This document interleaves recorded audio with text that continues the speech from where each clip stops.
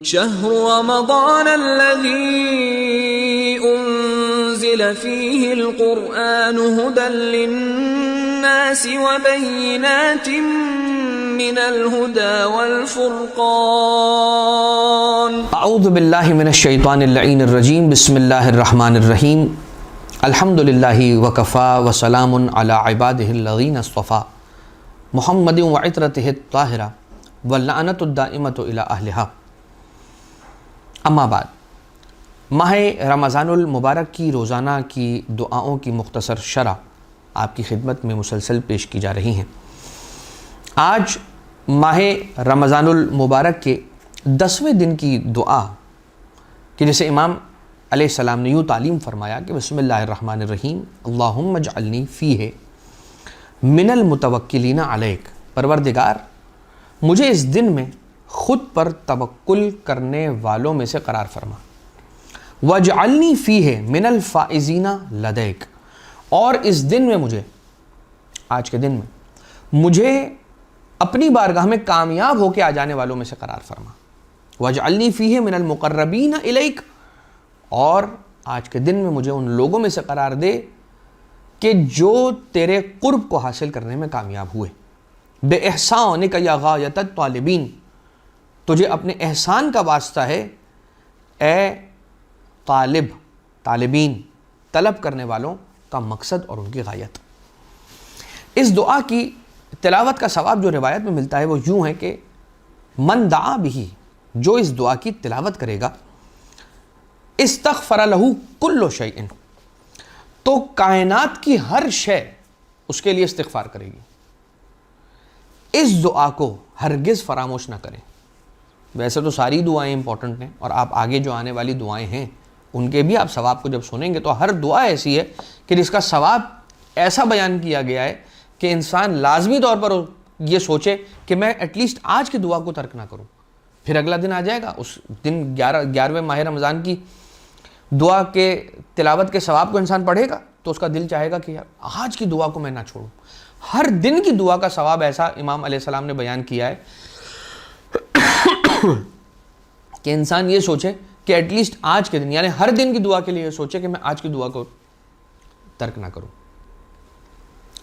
تو کیا ہے آج کی دعا کی تلاوت کا ثواب؟ کائنات کی ہر شے اس کے لیے استغفار کرتی ہے. بہت بڑا ثواب ہے، بہت عظیم ثواب ہے. اب پہلا جملہ کیا ہے؟ اللہم اجعلنی فیہ من المتوکلین علیک، مجھے ان لوگوں میں سے قرار دے کہ جو تجھ پہ توکل کرنے والے لوگ ہیں. توکل کیا چیز ہے؟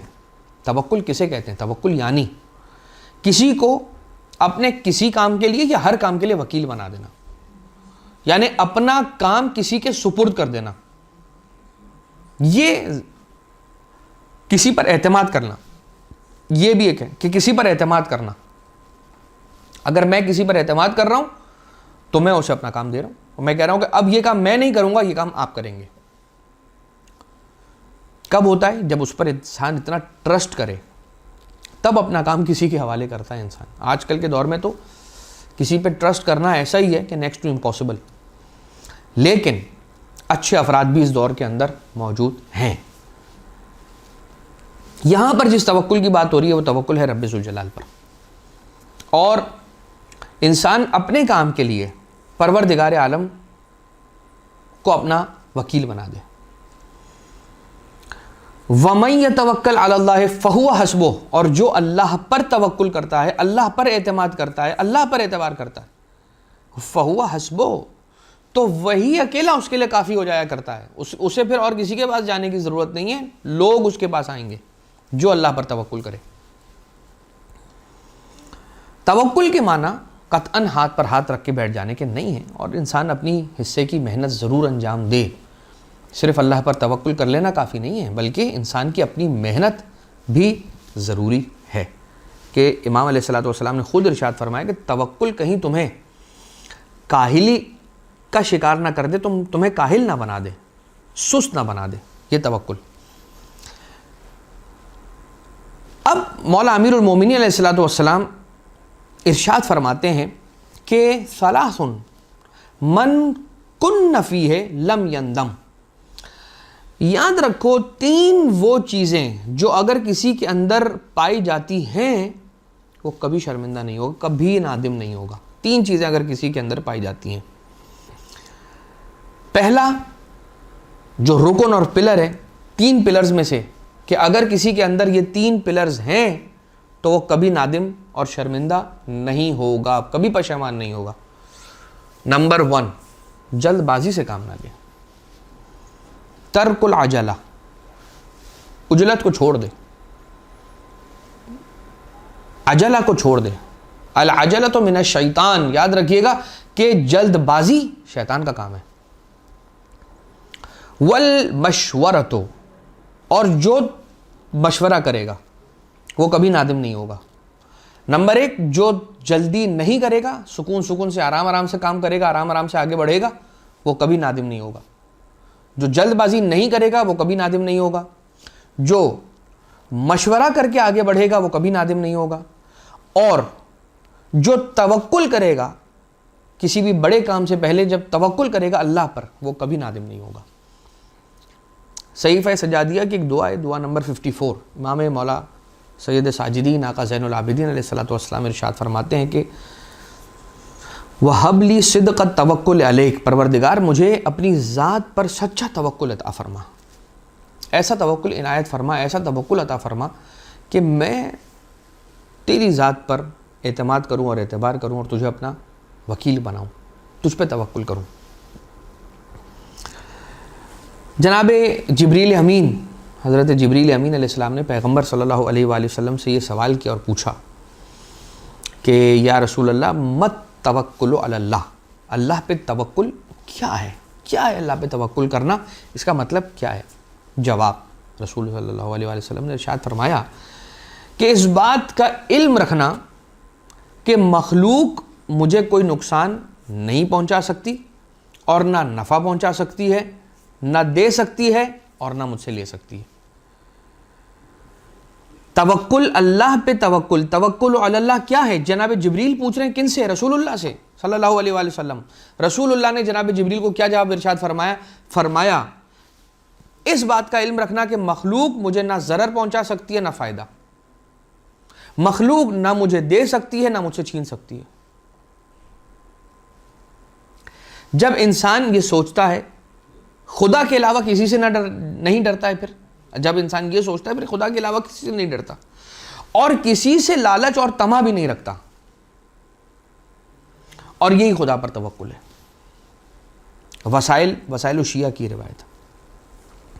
اب آپ توکل کو اگر دیکھیں تو حضرت یوسف علیہ الصلوۃ والسلام کا ایک مختصر سا حوالہ ہے واقعے کا. بھائی مل کر حضرت یوسف علیہ السلام کو کنویں میں پھینک رہے ہیں, کنویں میں دھکیل رہے ہیں, اور حضرت یوسف علیہ السلام جب کنویں میں گر رہے تھے تو گرتے گرتے کنویں میں جب انہیں دھکیلا جا رہا تھا تو وہ مسکرا رہے تھے. ان کے بھائیوں میں سے ایک بھائی جن کا نام یہودا ملتا ہے, انہوں نے پوچھا کہ اے بھائی آپ کیوں مسکرا رہے ہیں؟ کہا کہ میں یہ سوچ رہا ہوں, میں وہ وقت یاد کر رہا ہوں کہ میں یہ سوچا کرتا تھا کہ جس کے اتنے سارے بھائی ہوں کوئی اسے کیا کہہ سکتا ہے, اور میں نے اپنے بھائیوں پر توکل کیا, اعتماد کیا. شاید اسی لیے مجھے پروردگار بتلا رہا ہے اور عبرت مجھے دے رہا ہے کہ جن بھائیوں پر تم اعتماد اور اعتبار کر رہے تھے یہی بھائی تمہیں اٹھا کر کنویں میں دھکیل رہے ہیں. لہذا پروردگار عالم کے علاوہ اور کس پر توکل کر سکتا ہے انسان, کس پر اپنا تکیہ کر سکتا ہے؟ لہذا رب ذوالجلال یہ حضرت یوسف علیہ السلام سمجھا رہے ہیں کہ دیکھو وہ بھائی جن پر میں اعتماد کر رہا تھا انہی کو اللہ نے مجھ مسلط کر دیا, تاکہ میں جان لوں کہ خدا کے علاوہ اور کسی پر کوئی بھروسہ کرنے کے قابل نہیں ہے سوائے پروردگار عالم کے. لہٰذا میرا مسکرانا خوشی کا مسکرانا نہیں ہے, عبرت کا مسکرانا ہے. اور اس کے بعد والا جو جملہ ہے وَجْعَلْنِي فِيهِ مِنَ الْفَائِزِينَ لَدَيْكَ, اور مجھے اس دن میں اپنی بارگاہ میں کامیاب اور کامران ہونے والوں میں سے قرار دے. تو کامیاب اور کامران ہونے والے کون لوگ ہیں؟ مولا امیر المومنین علیہ السلام ارشاد فرما رہے ہیں ذاکر اللہ من الفائزین, اللہ کا ذکر کرنے والا کامیاب لوگوں میں سے ہے. اس پرآشوب دور کے اندر وہی بچے گا کہ جو ذکر الہی دائمی کے ساتھ, دوام کے ساتھ انجام دے گا. ذکر الہی کے اندر ہر وقت مشغول رہے گا، کبھی زیارت وارثہ پڑھتا رہے گا، کبھی زیارت عاشورہ پڑھتا رہے گا، کبھی زیارت جامعہ پڑھتا رہے گا، کبھی نماز شب پڑھتا رہے گا، جو ذکر الہی سے لبریز رہے گا وہی اس پرآشوب دور کے اندر سروائیو کرنے کے قابل رہے گا۔ زیارت غدیر میں ہے بِمُوَالَاتِهِم مِّنَ الْفَائِزِينَ، پروردگار عالم نے مجھے ان کی ولایت کے صدقے میں، ان کی امامت اور مودت کے صدقے میں مجھے فائزین میں سے قرار دیا۔ زیارت جامعہ کا جملہ ہے وَظَلَّ مَنْ فَارَقَكُمْ وَفَازَ مَنْ تَمَسَّكَ بِكُمْ، فائزین میں سے ہو گیا کون؟ جس نے آپ سے تمسک اختیار کیا، جو آپ کے ساتھ آ کے مل گیا، اور ظل گمراہ ہو گیا، بھٹک گیا کہ جس نے آپ سے جدائی اختیار کی، فارقہ۔ وفاز الفائزون بولایتکم بکم یسلک الی الرضوان وعلی من جحد ولایتکم غضب الرحمن، کہ فاز الفائزون بولایتکم، آپ کی ولایت و امامت و مودت کے صدقے میں پروردگار عالم نے ہمیں فوز اور کامیابی عنایت فرمائی ہے۔ رسول ارشاد فرماتے ہیں من تمسک بعطرتی من بعدی کان من الفائزین، کفایت الاثر کی یہ روایت ہے صفحہ نمبر 22 پر، کہ جو میرے بعد میری عطرت سے متمسک ہو گیا، یاد رکھنا وہ فائزین میں سے ہوگا۔ تو وَاجْعَلْنِي فِيهِ مِنَ الْفَائِزِينَ لَدَيْكَ، اپنی بارگاہ میں کامیاب ہونے والوں میں سے قرار دے، گویا مجھے اہل بیت کی کے دامن سے متمسک کر دے۔ وَاجْعَلْنِي فِيهِ مِنَ الْمُقَرَّبِينَ إِلَيْكَ، اور مجھے ان لوگوں میں سے قرار دے جن لوگوں کو تو نے قریب کیا ہے اپنی ذات سے۔ تو اب اس کے اندر ایک ترتیب آ گئی، پہلے توکل مانگا جا رہا ہے، جب توکل آ جائے گا انسان کے پاس تو وہ کامیابی کی طرف بڑھے گا، جب کامیابی کی طرف بڑھ جائے گا تو پھر پروردگار عالم کی بارگاہ سے قریب ہو جائے گا۔ اور یہ کیسے ممکن ہے؟ بے احسان کا یا غایت الطالبین، اپنے احسان کے ذریعے سے۔ میرے عمل میں تو کیا طاقت ہے پروردگار، تیرے احسان میں طاقت ہے کہ میرے ناقص عمل کے بعد بھی تو میرے اندر موجود محبت اہل بیت کو دیکھتا ہے اور اپنا احسان مجھ پر کر دیتا ہے۔ یہ تیرا فضل ہے میرے پروردگار، اور ہم سب کے شامل حال فرما اپنے فضل کو اپنی بہترین خلقت یعنی کہ اہل بیت محمد و آل محمد علیہ الصلوۃ والسلام کے صدقے میں۔ وما علینا الا البلاغ المبین، وصلی اللہ علی محمد و آلہ الطیبین الطاہرین۔